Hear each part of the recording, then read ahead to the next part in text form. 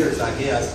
I had never had any experience at all with horses, or very, very limited, until about 10 years ago, when a lady in our church gave us a horse. And I could not be more thankful to her for that, because that really started a whole new life for us. I wouldn't be here today if she hadn't given us that horse.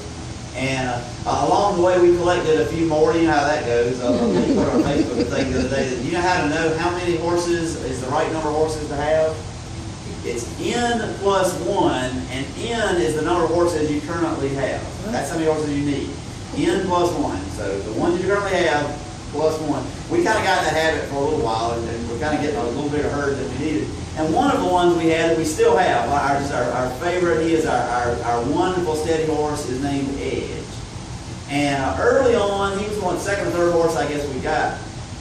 Early on, Lee was working for the elementary school in town in Pendleton, and she worked half a day.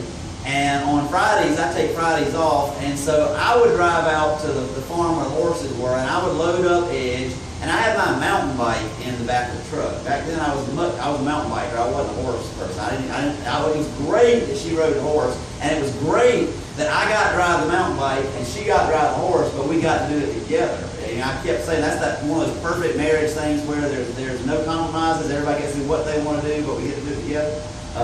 But in spite of the fact, I love going out there and catching Edge and loading him up in that trailer, and then I'd go pick her up at school, because I felt like such a cowboy. I mean, I can catch a horse, I can load a horse in a trailer. I couldn't have ridden a horse, but I felt like such a cowboy.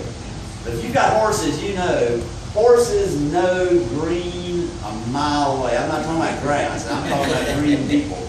And Edge knew I wasn't a cowboy. And I have to stop here and tell you, I was telling the same story, about 3 weeks ago, I guess, at Garrison Arena for the Junior Beef Roundup, and I was sitting on Edge. I was preaching horseback. And when I said Edge knew I wasn't a cowboy, he shook his head. That wasn't planned, but it sure was good. And he was right, though. Back then, I sure wasn't a cowboy at all. And